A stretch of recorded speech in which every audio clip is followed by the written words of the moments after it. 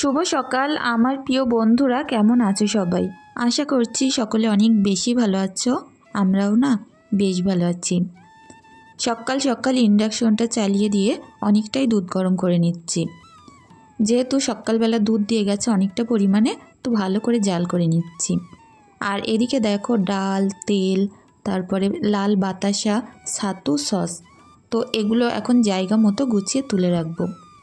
সবটাই যার যার কৌটো মতো ভরে রেখেছি, কাল রাত্রে এগুলো আনা ছিল। আর এখন ওই ঘরে ঈশা কিন্তু ঘুমাচ্ছে।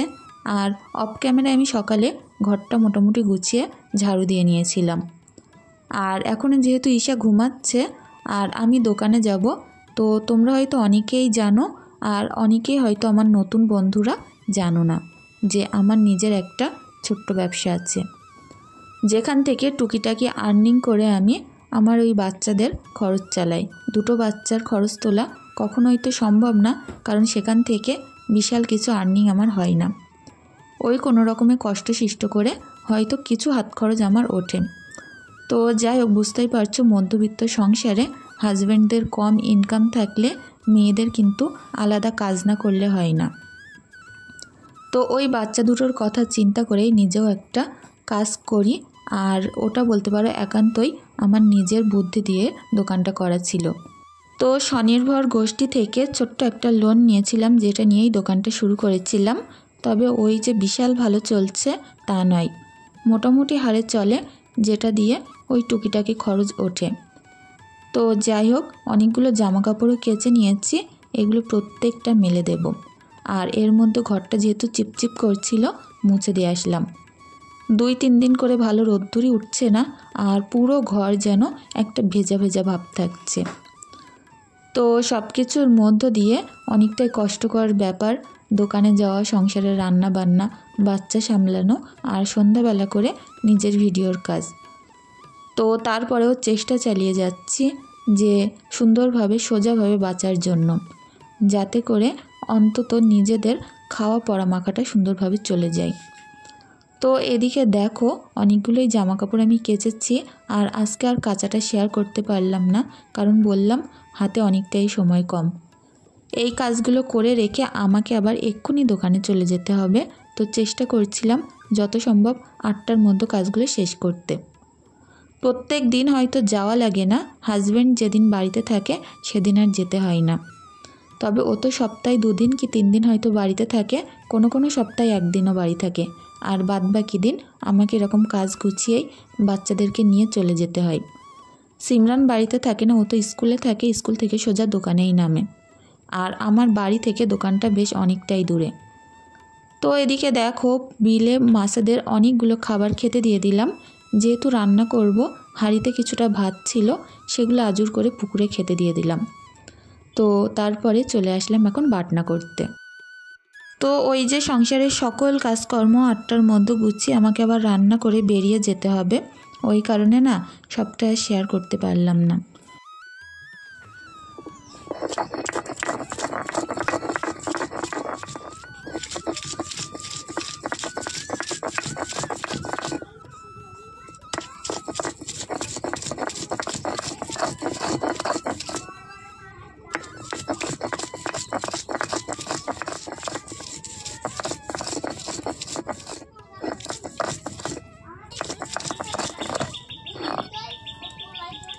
ক্যামেরা অন করে কাজ করতে গেলে হয়তো এতগুলো কাজ আমি করে উঠতে পারতাম না, আর আমি তো বাড়িতে আসবো আবার সেই 2টোর দিকে।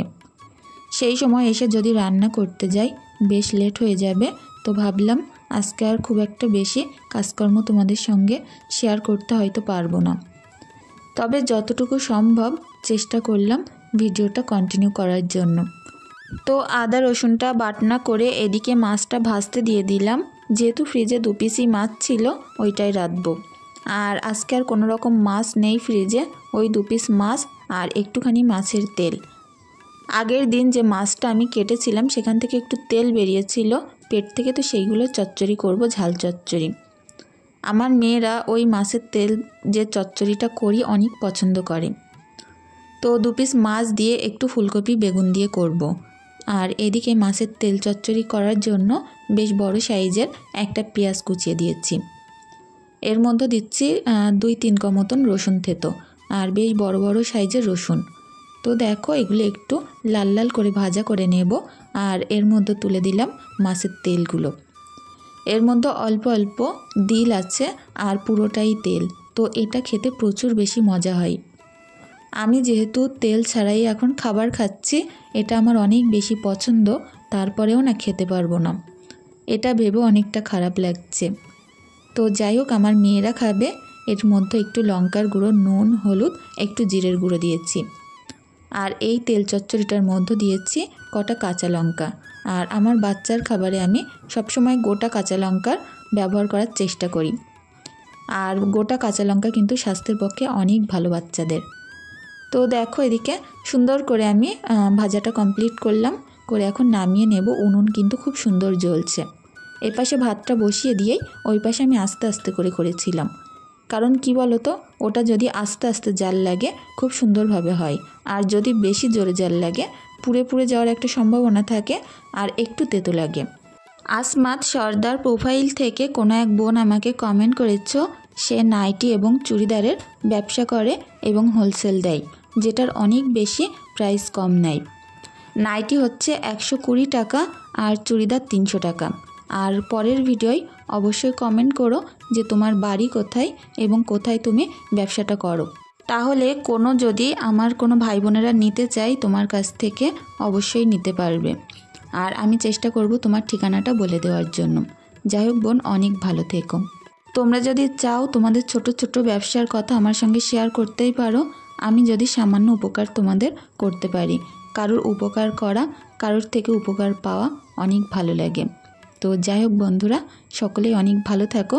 যারা এরকম সুন্দর সুন্দর কমেন্ট আমাকে করো, আর যারা একান্ত নিজে ছোট্ট ছোট্ট একটা করে ব্যবসা শুরু করেছো, তাদের জন্য অনেক অনেক ভালোবাসা। শারমিন সিমো বোন আমাকে অনেক সুন্দর সুন্দর কমেন্ট করো, তার জন্য অনেক ধন্যবাদ।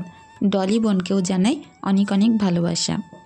Home maker Sabina blog, Mahi, Ruli Amit blog, Pamela lifestyle, Ruma blogs, MD Alam, সাতুলের কুড়েঘর, Shamim Api, Firoza blog, chef secret official, মনীষার রান্নাঘর, Umme Habiba, happy family blog, Ayesha Islam blog, Rakhi mini blog, Rabus lifestyle, new family blog. তো এই সকল বন্ধুদেরকে জানাই অনেক অনেক ভালোবাসা, যারা প্রত্যেক দিন আমাকে এত সুন্দর সুন্দর কমেন্ট করো। তো যে সকল বন্ধুদের কমেন্টগুলো পড়তে পারলাম না, তাদের কাছ থেকে ক্ষমা চেয়ে নিচ্ছি। যাই হোক বন্ধুরা, সকলে অনেক বেশি ভালো থেকো, সুস্থ থেকো। তো এদিকে দেখো আমার সুন্দর করে ফুলকপি, বেগুন, টমেটোর তরকারিটা কিন্তু প্রায় হয়ে গেছে। আর এখন একটু ঝোল দিয়ে দেব। আমি না সবজি কষানো পানি একটু বেশি করে দিই, যাতে করে কষতে কষতে পুরো লেগে লেগে যায়। আর ঝোলটা দেওয়ার পরে একটু কিছুক্ষণ ফুটিয়ে নিয়ে সুন্দর করে নামিয়ে নিই মাছ কি ডিম দেওয়ার পরে। তো প্রত্যেক দিনই এইভাবে আমার সংসারটাকে সামলিয়ে আমার নিজের ছোট্ট ব্যবসার জন্য সময় বার করি। আর এতে করে না সব দিক আমি সুন্দরভাবে মেনটেন করতেও পারি, আমার কোনো অসুবিধা হয় না। যাই হোক, এই যে বয়সটা, এই সময়টা কিন্তু সবারই পরিশ্রম করার বয়স। তো এই সময়টায় আমাদের শরীরকে যতটাই খাটাবো ততটাই খাটবে।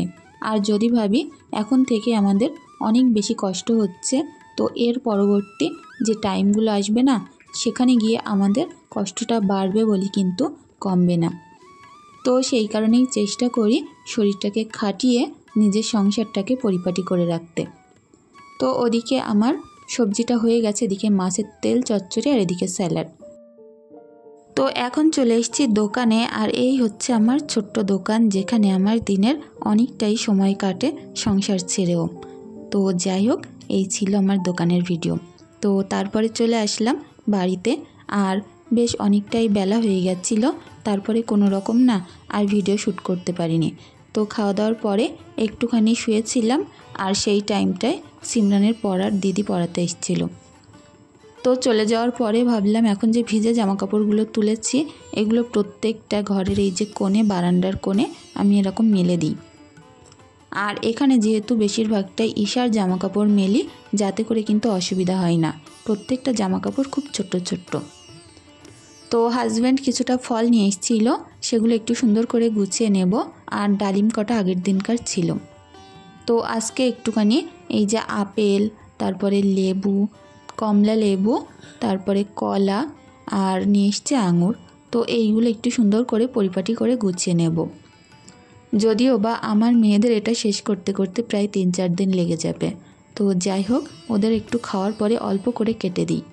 আর এটা হচ্ছে একটুখানি আমসত্ত্ব, যেটা ঈশার খাওয়ার পরে প্রচুর ঝাল লাগে, তো একটুখানি হাতে দিলে খুব সুন্দর করে ভাত খেয়ে নেয়। আর এই যে একটা লাল বাতাসা, এটা খাওয়ার সময় হাতে দিয়ে রাখতে হয়। তো যাই হোক, সুন্দর করে গুছিয়ে নিলাম টেবিলটা। আর এখন ঈশার কাণ্ড কারখানা দেখো কতটা দুষ্টুমি করছে। তো আমি যখনই কোনো গোছাগাছির কাজ করি, পেছন দিক থেকে ঈশা এইরকমই দুষ্টুমি করতে থাকে।